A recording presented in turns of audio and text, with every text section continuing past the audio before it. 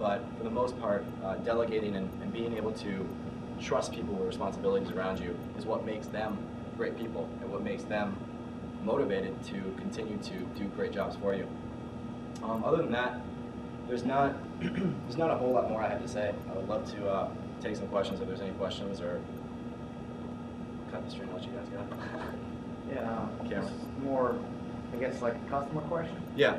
How do you do, I live in Westfield G, and I know my roommate, I told you in class that he does have Steve Press. Yep. But he didn't know the answer to this question. How would I do dry cleaning? Like, I want, say, 5 shirts a week pressed. How do you do it? Week. Yeah. But I noticed the lockers are only for clothes. You know what I mean? Like, I want my stuff to stay freshly pressed. Yeah. Well, there's hanging. There's tall doors. There are. Okay. Yeah. And it would be exactly the same as you do laundry. You would get a temporary bag from your locker in the pull drawer. You would fill out the information, and we would suggest you register online as well, because it will make the process go quicker. You register online. You can print out your bag tag, staple it to the temporary bag, or you can just fill it out with the ID number. You throw your clothes in there. You let us know that it's out either on phone or by clicking place order, and we pick it up and bring it back with a permanent bag for you the next time. So it's a lot simpler.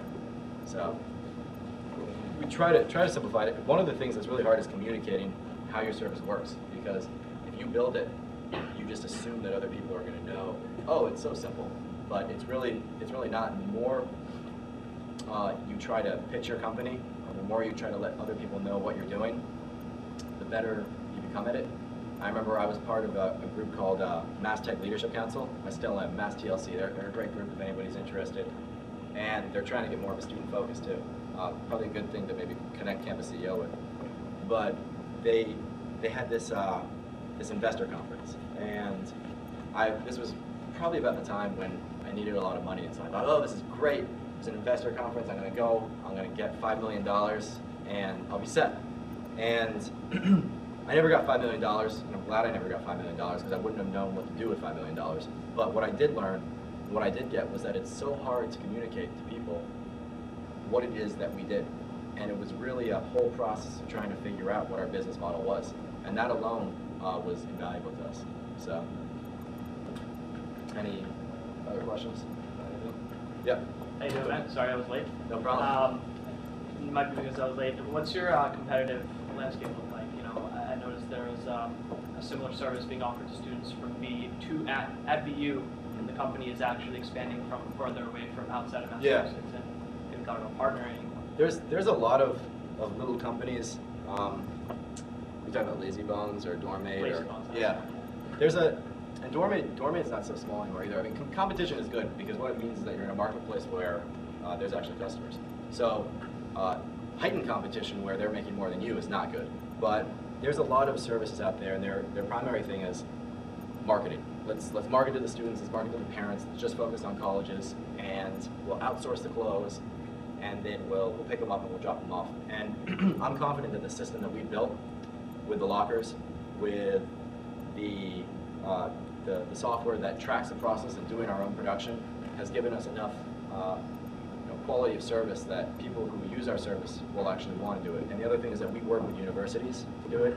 There's not any universities that we service where we're what they call illegal vendors.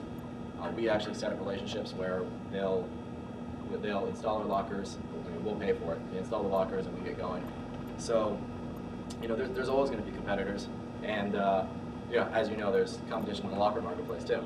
And so that's, I look at that as a good thing, because it means that there's a need in the problem to be solved. Yeah. Sorry to take up all your time. I got 2 questions. No, that's great.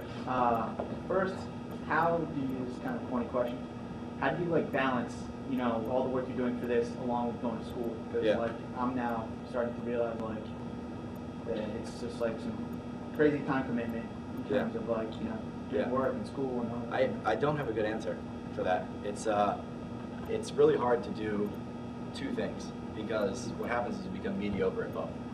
And not mediocre necessarily in where I'm failing at both, but you personally feel like you're becoming mediocre. And it's hard enough to run a company and have your personal life, and it's hard enough to go to school and have your personal life. So now you're doing 3 things, and you feel like you're stressed thin. And sleep is one of these great things that you never get. and then when you do get it, you start to feel guilty. So calendar and planning, and a lot of delegation. You know, I have a lot of people that I can rely on who agree with me, and I took about a year, almost 2 years off of school. So I put all my co-ops together, and then took another 6-month leave of absence. And there was a point when I never really thought I would make it back to school, and I did, and now it's just as hard as I thought it would be. So now I want to stop again. Yeah. Cool. My last question was just random. How did you get Northeastern to work with you, putting the lockers in the dorms? That's a great question. We ask ourselves that all the time because we're now trying to duplicate that in other schools, and we really had favoritism here because we were Husky Express, we were the entrepreneurs in the home field, so we had that handicap, and it's been a challenge to convince other schools, A, that there's a market for it, that students want their clothes cleaned, and B, that the lockers are the solution, that they won't take up that much of a footprint, because everybody has lockers, they think, oh my god, no, we can't have a locker, it's way too big. But then when you do walkthroughs, you can find space and you say, oh, this is perfect for here. So we're in the process of recreating that, but for the most part, it was just consistently keeping the conversation going. You're going to hear no a whole lot. I hear no all the time, and to any salesman, no is just the beginning. So, yeah. Do you think the current economy, or I would say the attitudes of how the economy is, do you think that'll affect your? Yeah, if you asked me that 2 months ago, I would have said no. But seeing a little bit of a slowdown, I say yes. And it's really hard, especially for us as a company that are trying to sell a luxury product, at least for wash and fold, a luxury product, to double sales and in a marketplace where people aren't spending as much. So what we're noticing is most likely that the parents of students are the ones that are getting hit. So they're going to say, laundry, that you can do your own laundry. And I think the college market is going to be the #1 place that slows down. The condos, as long as people keep their jobs, they're still going to get their clothes cleaned.